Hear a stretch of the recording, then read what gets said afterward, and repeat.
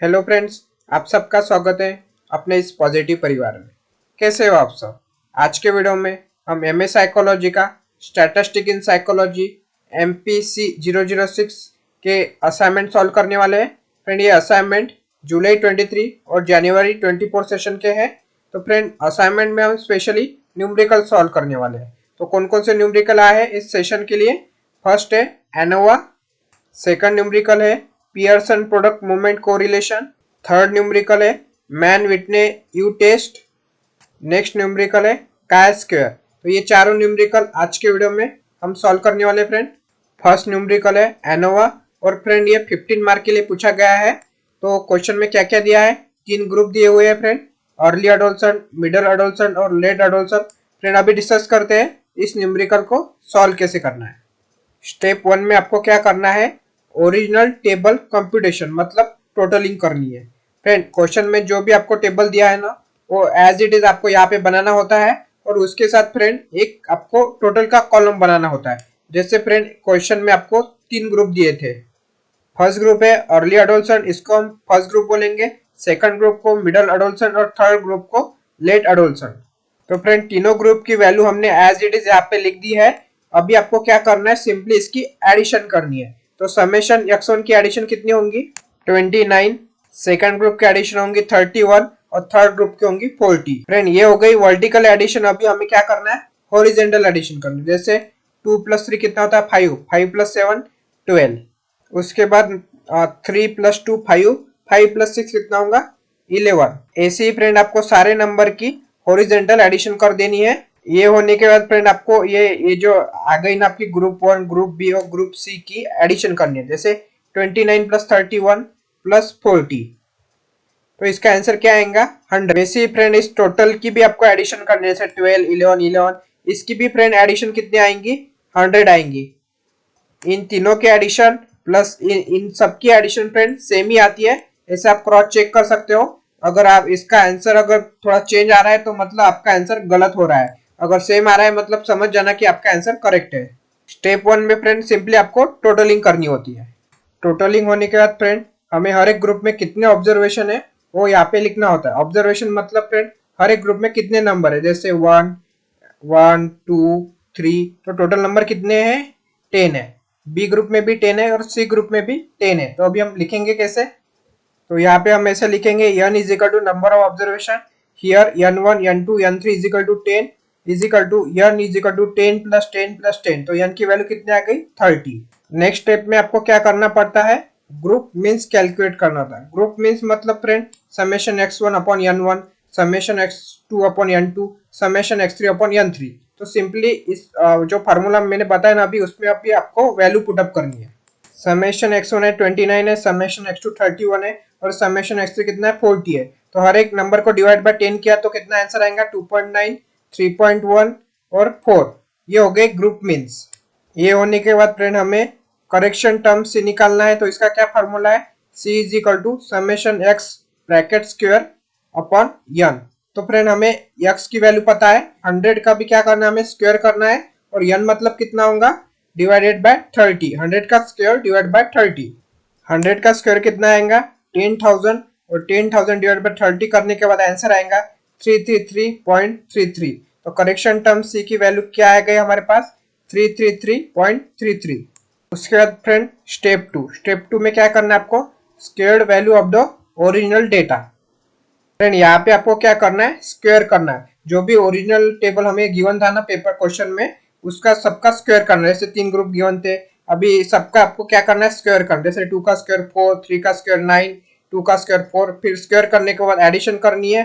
तीनों ग्रुप की एडिशन होंगी स्क्वायर करने के बाद, फिर इन तीनों की एडिशन होंगी, फिर टोटलिंग की एडिशन, दोनों का आंसर सेम आना चाहिए। स्क्वायर करने के बाद फ्रेंड हमें ये वैल्यू मिल जाती है समेशन x स्क्वायर की 95, समेशन x2 स्क्वायर की 103, समेशन x3 स्क्वायर की 184 और टोटल की 382। फ्रेंड ये जो वैल्यू मिली ना हमें, x1 का स्क्वायर है, ये स्क्वायर हर एक ग्रुप का स्क्वायर है। ऐसे आपको ये मेंशन करना पड़ेगा, x2 square, x1 square, x3 square और x स्क्वायर।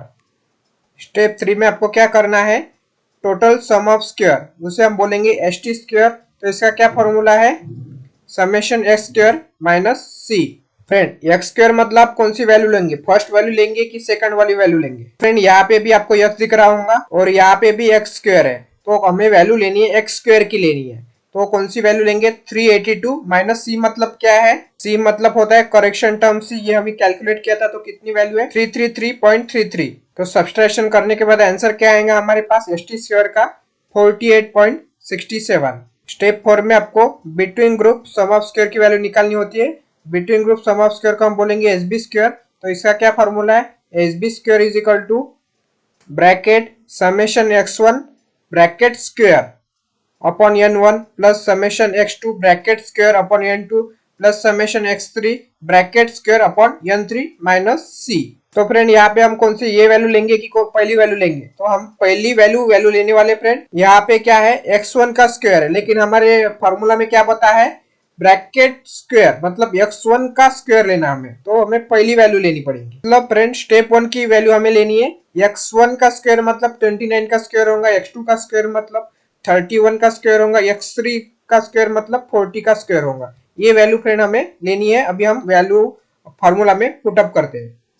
29 का स्क्वायर आएगा 841, 31 का स्क्वायर आएगा 961, 40 का स्क्वायर आएगा 1600 और डिवाइड बाय क्या करना है 10 करना है और माइनस करेक्शन टर्म सी ये वैल्यू है, तो इनकी एडिशन आएंगी 3402 divide by 10 minus 333.33।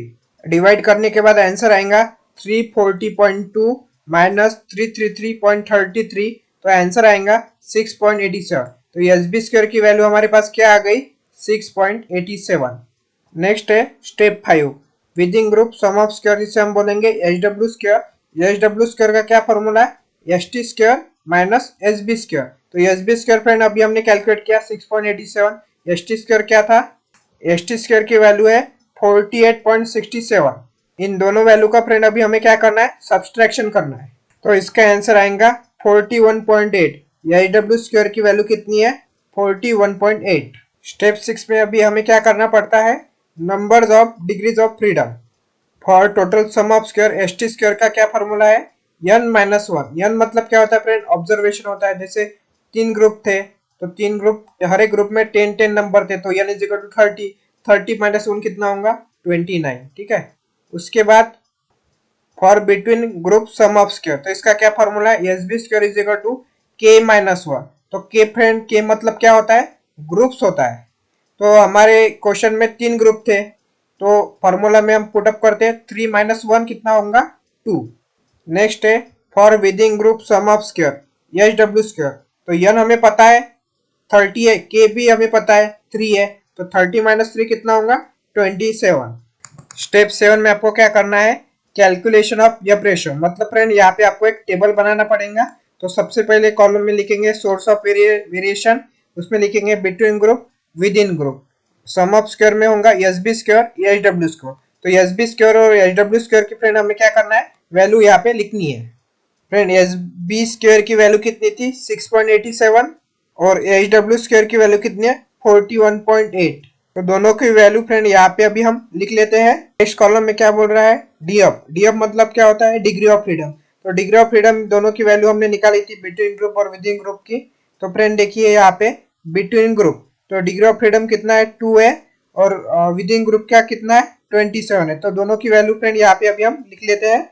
Next column है मीन स्क्वायर वेरिएंस। तो यहाँ पे क्या करना है आपको, ये जो सम ऑफ स्क्वायर है और डिग्री ऑफ फ्रीडम है इसको आपको क्या करना है डिवाइड करना है। जैसे 6.87 डिवाइड बाय 2 और 41.8 डिवाइड बाय 27। डिवाइड करने के बाद फ्रेंड हमारे पास आंसर आ जाएगा एच बी स्क्वायर का 3.435 और एच डब्ल्यू स्क्वायर के लिए आंसर है 1.548। ये होने के बाद फ्रेंड आपको एफ रेशियो कैलकुलेट करना होता है। तो एफ का क्या फॉर्मूला है, एफ का फॉर्मूला है mean square variance between group upon mean square variance with in group. मतलब इन दोनों का आपको डिवाइड करना है 3.435 डिवाइड बाय 1.548। इन दोनों का डिवाइड करने के बाद आंसर क्या आएगा 2.218। क्या ये आपका फाइनल आंसर है?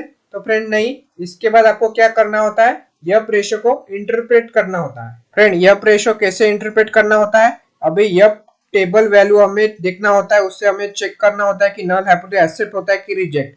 वो टेबल देखने से पहले हमें दो चीज पता होनी चाहिए फ्रेंड।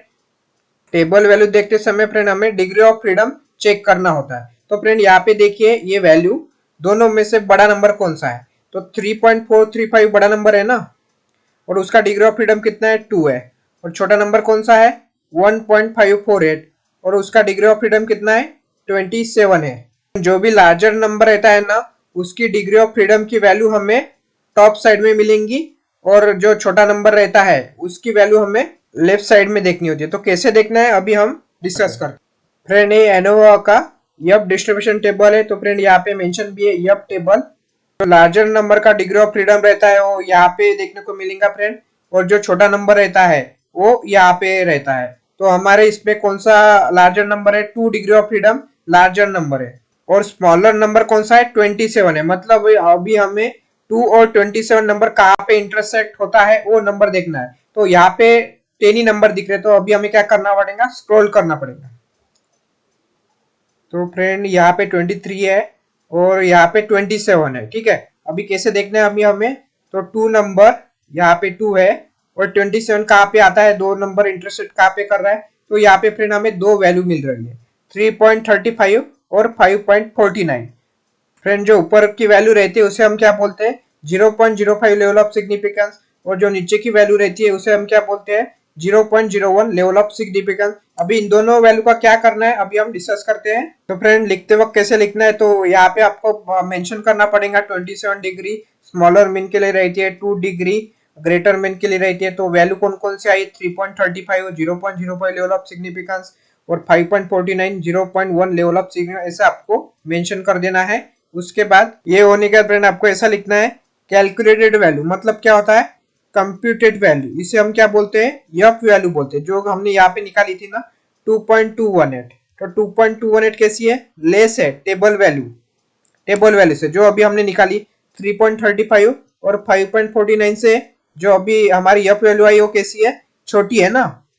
तो हम ऐसा लिखेंगे कैलकुलेटेड वैल्यू 2.218 ये छोटी है 3.35 और 5.49 से, तो हम ऐसा लिखेंगे hence it is not significant and null hypothesis cannot be rejected, there is no need for further testing with the help of t-test। यहाँ पे आपको एक चीज याद रखनी है यफ वैल्यू मतलब क्या होता है कैलकुलेटेड वैल्यू, अगर छोटी होंगी टेबल वैल्यू से तो हम क्या बोलेंगे null hypothesis cannot be rejected. और फ्रेंड ऐसी सिचुएशन आती है कि कैलकुलेटेड वैल्यू अगर बड़ी रहेंगी तो हम क्या लिखेंगे, सपोज फ्रेंड कैलकुलेटेड वैल्यू यहाँ पे 2.218 की जगह रहती 12 रहती, तो 12 तो अभी यहाँ 3.35 और 5.49 से बड़ा रहता ना, तो हम क्या इंटरप्रेट करते we have to reject null hypothesis. लेकिन इस क्वेश्चन में क्या है कैलकुलेटेड वैल्यू छोटी है और जब भी छोटी रहती है तो हम ऐसा बोलते हैं null hypothesis cannot be rejected. एनओ न्यूमेरिकल में फ्रेंड आपको ये सारे स्टेप लिखने होते हैं फ्रेंड। ये सारे स्टेप अगर आप लिखोगे तो आपको 15 आउट ऑफ 15 मार्क मिल सकते हैं फ्रेंड। नेक्स्ट न्यूमेरिकल है using Pearson product movement correlation for the following data. तो फ्रेंड यहाँ पे दो डेटा दिए हुए हैं डेटा ए और डेटा बी। तो डेटा ए को हम क्या बोलेंगे एक्स ग्रुप बोलेंगे और डेटा बी को हम बोलेंगे वाई ग्रुप। चलो डिस्कस करते हैं इस न्यूमेरिकल को सॉल्व कैसे करना है। फ्रेंड यहाँ पे आपको एक टेबल बनाना पड़ेगा और डेटा एक्स और डेटा वाई की वैल्यू यहाँ पे आपको सिंपली लिख देनी है। उसके बाद फ्रेंड आपको क्या करना है ये जो एक्स वैल्यू है ना उसकी आपको सिंपली टोटलिंग करनी है। एक्स ग्रुप की टोटलिंग आएंगी 360। ये होने के बाद हमें देखना है कि एक्स ग्रुप में कितने ऑब्जर्वेशन है। ऑब्जर्वेशन मतलब एक्स में टोटल कितने नंबर है, तो फ्रेंड नंबर है 10 नंबर है। तो फ्रेंड लिखते वक्त हम कैसा लिखेंगे m1 is equal to 360 divide by 10, तो m1 की वैल्यू कितनी आ गई 36। सेम इसी प्रकार से फ्रेंड आपको y ग्रुप की भी एडिशन करनी है, तो y ग्रुप की एडिशन कितनी आएंगी 155 और नंबर ऑफ ऑब्जर्वेशन कितना है 10 है, तो m2 कितना आएगा 155 डिवाइड बाई 10। m2 का आंसर आएगा फ्रेंड 15.5। ये होने के बाद फ्रेंड आपको क्या करना है स्मॉल एक्स और स्मॉल वाई कैलकुलेट करना होगा। तो ये कैसे कैलकुलेट करना है फ्रेंड, जैसे देखिए एक्स में पहला नंबर कौन सा है 34 है। अभी हमने मीन निकाला m1 कितना आया 36 आया, तो अभी हमें क्या करना है इस 34 का माइनस करना है 36 से, तो 34 माइनस 36 कितना आएगा -2। उसके बाद फ्रेंड अभी हमें क्या करना है -2 का स्क्वायर करना है, मतलब x का स्क्वायर। तो इधर हम क्या लिखेंगे, 4 लिखेंगे। माइनस का फ्रेंड स्क्वायर करने के बाद हमेशा आंसर क्या आता है, प्लस में आता है। -2 इंटू -2 मतलब 4। नेक्स्ट नंबर है 43। 43 माइनस 36, तो इसका क्या आंसर आएगा, इसका आंसर आएगा फ्रेंड 7। और 7 का स्क्वायर कितना आएगा, 49। इसी प्रकार से फ्रेंड आपको एक एक नंबर लेना होता है, उसके बाद फ्रेंड m1 से उसका माइनस करना होता है, माइनस आने के बाद उसका स्क्वायर करना होता है। सेम मेथड से फ्रेंड y का भी आपको कैलकुलेशन करना होता है। y की वैल्यू कितनी है, 15.5 है। तो कैसा होगा, 15 माइनस 15.5 का आंसर आएगा -0.5, फिर उसके बाद उसका स्क्वायर, फिर ऐसे ही सारे नंबर का स्क्वायर कर देना है। फ्रेंड अभी हमारे पास small x small y, x का स्क्वायर y का स्क्वायर, इतनी वैल्यू आपको मिल गई है। अभी हमें क्या करना है, ये रिमेनिंग देखो स्मॉल x एंड y, तो ये क्या करना है, अभी इसमें हमें इसका मल्टीप्लीकेशन करना है, small x into small y। जैसे -2 इंटू -0.5, तो इसका क्या आंसर आएगा, इन दोनों की मल्टीप्लीकेशन आएंगी फ्रेंड 1 आ जाएगा। दोनों माइनस जब मल्टीप्लाई का होते हैं तो फ्रेंड आंसर प्लस में आता है। अभी देखो 7 इंटू 3.5, तो इसका क्या आंसर आएगा, 24.5। इसी प्रकार से फ्रेंड आपको इन सारे नंबर का मल्टीप्लाई करना होता है। ये होने के बाद फ्रेंड अभी एक्स वाई, एक्स स्क्वायर और वाई स्क्वायर, इनकी सिंपली अभी हमें क्या करनी है, एडिशन करनी है। तो समेशन एक्स वाई का आंसर कितना आएगा, 555। और समेशन एक्स स्क्वायर का कितना आंसर आएगा, 916। और समेशन वाई स्क्वायर का कितना आंसर आएगा, 360.5। ये होने के बाद आपको फार्मूला में सिंपली वैल्यू पुटअप करनी होती है। तो पियर्सन प्रोडक्ट मूवमेंट का क्या फार्मूला है, R is equal to summation X Y upon under root summation X square into summation Y square. तो समेशन एक्स वाई की वैल्यू हमें पता है कितनी है, 555 अपॉन अंडर रूट में उसका क्या बोला है फार्मूला में, समेशन एक्स स्क्वायर। तो समेशन एक्स स्क्वायर कितना है, 916 into summation Y square into 360.5। 916 को मल्टीप्लाई करने के बाद 360.5 से आंसर आएगा 330218। फ्रेंड ये जो आंसर आया ना, इसका भी हमें क्या करना है, अंडर रूट लेना है।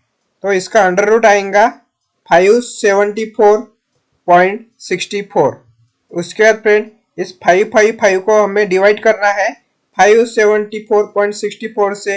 ये डिवाइड करने के बाद फ्रेंड आंसर आ जाएगा 0.965। तो फ्रेंड यही हमारा फाइनल आंसर है। तो लास्ट में हम ऐसा लिखेंगे, product movement correlation coefficient is equal to 0.965। Next numerical है, compute Mann Whitney U test for the following data. तो फ्रेंड यहाँ पे दो ग्रुप दिए हुए हैं, मेल और फीमेल। अभी डिस्कस करते हैं कि इसे सॉल्व कैसे करना है। फ्रेंड मेल ग्रुप को हम क्या बोलेंगे, फर्स्ट ग्रुप बोल देंगे, और फीमेल ग्रुप को हम बोलेंगे सेकंड ग्रुप। फ्रेंड यहाँ पे आपको एक टेबल बनाना पड़ेगा, और क्वेश्चन में जो जो गिवन है ना, वो यहाँ पे सिंपली आपको लिख देना है। जैसे हम ग्रुप मेल को हमने ग्रुप 1 बोल दिया और फीमेल को हमने ग्रुप 2 बोल दिया। ग्रुप 1 में कितने ऑब्जर्वेशन है वो यहाँ पे आपको लिखना होता है। ऑब्जर्वेशन मतलब ग्रुप 1 में कितने नंबर है, जैसे 1 2 3 4 5 6 7 8 9 10। तो n1 बोलेंगे, n मतलब ऑब्जर्वेशन होता है, n1 इज इक्वल टू 10। और ग्रुप 2 में भी फ्रेंड 10 ही है, इसलिए यहाँ पे भी हम लिखेंगे n2 इज इक्वल टू 10। यहाँ पे अभी हमें ग्रुप की रैंकिंग देनी होती है। जैसे ग्रुप 1 की रैंकिंग क्या होंगी, R1, और ग्रुप 2 की रैंकिंग क्या होंगी, R2। तो रैंकिंग कैसे देनी है, रैंकिंग हम दो प्रकार से दे सकते हैं। एक तो असेंडिंग ऑर्डर, असेंडिंग मतलब जो छोटा नंबर होगा उसको पहले रैंकिंग दे देंगे, या एक तो डिसेंडिंग ऑर्डर। डिसेंडिंग ऑर्डर मतलब जो सबसे बड़ा नंबर होगा उसको पहली रैंकिंग दे देंगे। अभी हम कैसे करेंगे, असेंडिंग ऑर्डर से करेंगे। तो क्या करना है फ्रेंड, हमें इन दोनों ग्रुप को पहले ऑब्जर्व करना है, उसमें देखना है कि सबसे छोटा नंबर कौन सा है, उसको सिंपली फर्स्ट रैंकिंग देना है। इन दोनों ग्रुप में सबसे छोटा नंबर कौन सा है, तो 9 नंबर सबसे छोटा है, इसलिए अब ये इसे हम क्या देंगे, फर्स्ट रैंक। 9 के बाद जस्ट बड़ा नंबर कौन सा है, 10 नंबर है, इसलिए इसे हम कौन सी रैंकिंग देंगे, सेकंड रैंकिंग। 10 के बाद कौन सा बड़ा नंबर है, तो यहाँ पे 20 नंबर है, तो इसे हम तीसरी रैंकिंग दे देते हैं। 21 को चौथी रैंकिंग दे देते हैं। 21 के बाद फ्रेंड पांचवा नंबर कौन सा है, 23 है। और 23 फ्रेंड दो बार आ रहा है, तो दो बार आ रहा है तो इसको कैसी रैंकिंग देनी चाहिए, तो 23 कौन से नंबर पे है, पांचवें नंबर पे। उसके बाद जो 23 आ रहा है वो कौन से नंबर पे, 6 नंबर पे। तो रैंकिंग कैसे देंगे फ्रेंड, जैसे देखो 23 5 नंबर पे है ना, तो पहले 5 लिख लेना ऐसा। फिर 23 कौन से नंबर पे, दूसरा 6 नंबर पे है, तो 5 प्लस 6 कितना होता है, 11 होता है। और डिवाइड बाय कितना करना है आपको, 2 करना है। 2 इसलिए करना है क्योंकि कितने बार रिपीट हुआ है, ये 2 बार रिपीट हुआ है, तो इसलिए डिवाइड बाय 2। तो 11 डिवाइड बाय 2 कितना होता है, 5.5। इसलिए फ्रेंड अभी 23 को, दोनों 23 नंबर को हम कौन सी रैंकिंग दे देंगे, 5.5 वाली। फ्रेंड सपोज 23 4 बार रिपीट होता, तो 23 का नंबर कौन सा है, 5। फिर दूसरे 23 का नंबर कौन सा है, 6 है। तीसरे 23 का नंबर कौन सा होगा, 7। चौथे का 8 होगा। तो जितना भी अल्फाबेटिकल नंबर रहता है ना, उनकी सब पहले आपको एडिशन करनी है, और जितने बार रिपीट हुआ, जैसे 4 बार रिपीट हुआ तो डिवाइड बाय उतना नंबर करना है। उसके बाद कौन सा नंबर है, 25 है, उसको कौन सी रैंकिंग देंगे, ये 5 हो गया, 6 हो गया, ये 7th वाली रैंक होगी, तो 25 को हम देंगे 7th रैंक। फ्रेंड बिल्कुल इसी तरह से आपको सारे नंबर को रैंकिंग दे देनी है। रैंकिंग देने के बाद फ्रेंड आपको क्या करना है, ये जो R1 रैंकिंग है ना, उसकी आपको एडिशन करनी है, और R2 की भी एडिशन करनी है। तो R1 की कितनी एडिशन होंगी, 119, और R2 की एडिशन होंगी 91। R2 is equal to 91। Friend अभी तक हमने जितने भी कैलकुलेशन की, रैंकिंग की, वो करेक्ट है कि नहीं, वो चेक करने का एक फार्मूला होता है। तो फार्मूला क्या है, R1 plus R2 is equal to n in bracket n plus 1 divided by 2। तो सिंपली फ्रेंड अभी हम इस वैल्यू में वैल्यू पुटअप करते हैं। R1 हमें पता है कितना है, 119, और R2 कितना है, 91। उसके बाद फ्रेंड n मतलब कितना होता है, n1 प्लस n2, मतलब 10 प्लस 10 कितना आएगा, 20 आएगा। तो उसके बाद है n1 प्लस 1, तो 20 प्लस 1 कितना होगा, 21 डिवाइडेड बाय 2। तो अभी 119 प्लस 91 इसका एडिशन होंगी 210। उसके बाद फ्रेंड देखिए 20 डिवाइड बाय 2 करने के बाद क्या आंसर आएगा, 10 आएगा। तो 21 इंटू 10 कितना आएगा, 210। तो मतलब फ्रेंड हमारा दोनों का आंसर करेक्ट है। मतलब अभी तक हमने जो भी कैलकुलेशन किया, रैंकिंग किया, वो करेक्ट है। ये होने के बाद फ्रेंड हमें u और u डैश और कैलकुलेट करना होता है। तो इसके दो अलग अलग फार्मूले होते हैं। तो कौन सा फार्मूला होता है अभी हम डिस्कस करते हैं। u का फार्मूला है n1 into n2 plus n1 in bracket n1 plus 1 divide by 2 minus r1। और u डैश का क्या फार्मूला है, n1 into n2 plus n2 in bracket n2 plus 1 divide by 2 minus r2। Friend इस formula में simply हमें क्या करना है, वैल्यू पुटअप करनी है। तो n1 की वैल्यू कितनी है, 10 है, और n2 की वैल्यू कितनी है, 10। तो 10 इंटू 10, तो n1 की वैल्यू कितनी है, 10 है, n1 प्लस 1, तो 10 प्लस 1 कितना होता है, 11।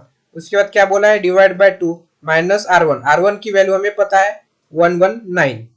तो 10 इंटू 10 कितना आएगा, 100 आएगा। 10 इंटू 11, 1110 आएगा, डिवाइड बाय 2 करने के बाद क्या आंसर आएगा, 55 माइनस 119। तो 100 प्लस 55 कितना होता है, 155 माइनस 119। तो आंसर क्या आएगा, 30 से। तो यू का क्या आंसर आएगा फ्रेंड, 30 से। उसके बाद सेम इसी प्रकार से यू डैश का आपको आंसर निकालना है वैल्यू पुटअप करके। यू डैश का आंसर है 64 और यू का कितना है, 36। ये जो वैल्यू हमने कैलकुलेट की है यू और यू डैश की, वो करेक्ट है कि नहीं, इसको कैलकुलेट करने का भी एक फार्मूला होता है। तो फार्मूला क्या है, u plus U dash is equal to n1 into n2। तो u की वैल्यू हमें पता है 36 है, और u डैश की वैल्यू भी पता है 64 है। तो 36 प्लस 64 कितना होगा, 100 होगा। और n1 की वैल्यू है 10 है, और n2 की वैल्यू 10 है। तो 10 इंटू 10 100। तो ये आंसर इक्वल आ रहा है, मतलब हमने जो भी कैलकुलेशन किया वो एकदम करेक्ट है। ये होने के बाद फ्रेंड हमें नल हाइपोथेसिस रिजेक्ट हुआ कि एक्सेप्ट हुआ, और टेबल वैल्यू से चेक करना होता है। टेबल वैल्यू देखते समय फ्रेंड हमें दो चीजों का ध्यान रखना है, एन एल मतलब लार्जर ग्रुप, और एन एस मतलब स्मॉलर ग्रुप। तो फ्रेंड यहाँ पे n की वैल्यू कितनी है, 10 है, दोनों n की वैल्यू 10 10 है, तो मतलब ये इक्वल है। फ्रेंड ये मैन यूटने यू टेस्ट का टेबल वैल्यू है। तो यहाँ पे देखिए एन एल दिख रहा है, मतलब लार्जर ग्रुप, और नीचे स्मॉलर ग्रुप। तो हमें क्या लेना है, तो हमारे इसमें n की वैल्यू कितनी है, 10 है, 10 लार्जर भी है और 10 स्मॉलर भी है, मतलब इक्वल है। तो हमें क्या करना है, ये जो 10 नंबर है ना, उसके साथ स्मॉलर वाला 10 नंबर, ठीक है, ये स्मॉलर हो गया 10 नंबर। ये दोनों नंबर कहाँ पे मीट हो रहे हैं, तो कौन सा नंबर में मीट हो रहे हैं, 27। तो हम इसे क्या बोलेंगे, इसे हम बोलेंगे you table value. At 0.05 level, the table value of u is 27, is smaller than u calculated value. You calculated value मतलब फ्रेंड यहाँ पे दो वैल्यू है, एक यू की वैल्यू है और एक यू डैश की वैल्यू है। यू की वैल्यू है 36 और यू डैश की वैल्यू है 64। इसमें से कौन सी कैलकुलेटेड वैल्यू है? तो फ्रेंड जो भी छोटी वैल्यू रहती है ना यू और यू डैश में, उसे हम कंसिडर करते हैं, तो इसलिए हम u की कैलकुलेटेड वैल्यू क्या बोलेंगे? 36। और फ्रेंड जब भी कैलकुलेटेड वैल्यू बड़ी होती है टेबल वैल्यू से, तो हम ऐसा बोलते हैं कि null hypothesis is accepted. Mann Whitney U test के लिए फ्रेंड यही चीज आपको ध्यान में रखनी है कि जब भी u कैलकुलेटेड वैल्यू बड़ी रहती है टेबल वैल्यू से, तो नल हाइपोथेसिस क्या हो जाता है? एक्सेप्ट हो जाता है। नेक्स्ट न्यूमेरिकल है compute chi square for the following data. तो फ्रेंड चलो डिस्कस करते हैं काय स्क्वायर इस न्यूमेरिकल को सॉल्व कैसे करना है। स्टेप 1 में table of observe value calculate करना होता है। टेबल ऑफ ऑब्जर्व वैल्यू मतलब क्वेश्चन में आपको जो जो चीजें गिवन होती है ना वो एज इट इज आपको लिखनी होती है। सबसे पहले फ्रेंड यहाँ पे आपको एक टेबल बनाना पड़ेगा। उसमें फ्रेंड ये हाई लो ये तो गिवन होता है क्वेश्चन में, उसके बाद ये टोटल वाला कॉलम आपको यहाँ पे बनाना होता है। उसके बाद फ्रेंड सिंपली आपको यहाँ पे क्या करनी होती है? टोटलिंग करनी होती है। जैसे 10 प्लस 12 कितना होता है? 22। उसके बाद फ्रेंड 12 प्लस 22 कितना होगा? 34। फ्रेंड ये हो गई वर्टिकल एडिशन। वैसे फ्रेंड अभी हमें क्या करना है? हॉरिजॉन्टल एडिशन करनी है। 10 प्लस 12 कितना होगा? 22। उसके बाद 12 प्लस 22 कितना आएगा? 34। ये होने के बाद आपको क्या करना है? 22 का एडिशन करनी है 34 से, तो इसका क्या आंसर आएगा? 56। और इस टोटलिंग की भी एडिशन 56 ही आएंगी। 22 प्लस 34, उसके साथ फ्रेंड ये जो टोटलिंग रहती है 22 प्लस 34, इन दोनों का आंसर फ्रेंड सेम आना चाहिए। ऐसे आप क्रॉस चेक कर सकते हो इसकी एडिशन और इस टोटल की एडिशन सेम आती है कि नहीं। स्टेप 2 में आपको table of expected value calculate करना होता है। टेबल ऑफ एक्सपेक्टेड वैल्यू कैसे कैलकुलेट करते हैं? तो फ्रेंड यहाँ पे देखिए हमारी टोटल कितनी आई थी? 22। उसके बाद यहाँ पे देखिए ये 22। तो आपको क्या करना है? इस 22 को मल्टीप्लाई करना है इस 22 से और उसको डिवाइड करना है 56 से। फ्रेंड चलो कैलकुलेट करके देखते हैं। 22 इंटू 22, इसका आंसर आ गया 484। तो इसको अभी डिवाइड करना है 56 से। 484 डिवाइड बाय 56, तो आंसर क्या आ गया फ्रेंड? 8.64।